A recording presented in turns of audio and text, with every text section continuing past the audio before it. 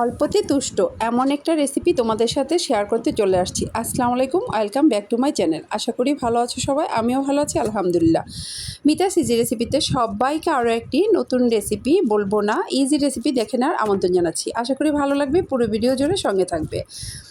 তো দেখে মনে হবে চিকেন তন্দুরি করছি, খেতেও অ্যাকচুয়ালি ওই রকমই টেস্ট হবে, হয়তো বা কিছুটা এদিক সেদিক হবে। তো বাসায় অল্প পরিমাণ বেস্টের পিস ছিল, তাই ওটা দিয়ে মুরগি রান্না করতে যে মশলা লাগে, মাংসের সব মশলা একটু একটু করে দিয়ে একটু সস দিয়ে সুন্দর করে ম্যারিনেট করে রেখেছিলাম। তবে হ্যাঁ, পরিমাণে লেবুর রস একটু বেশি দিতে হবে, তাহলে এটার টেস্টটা বেশি ভালো লাগবে। তো যাই হোক, ম্যারিনেট করার 10-15 মিনিট পরে চলে এসেছি চুলার ধারে। এই যে দেখতে পাচ্ছ আমি ভেজে নিচ্ছি।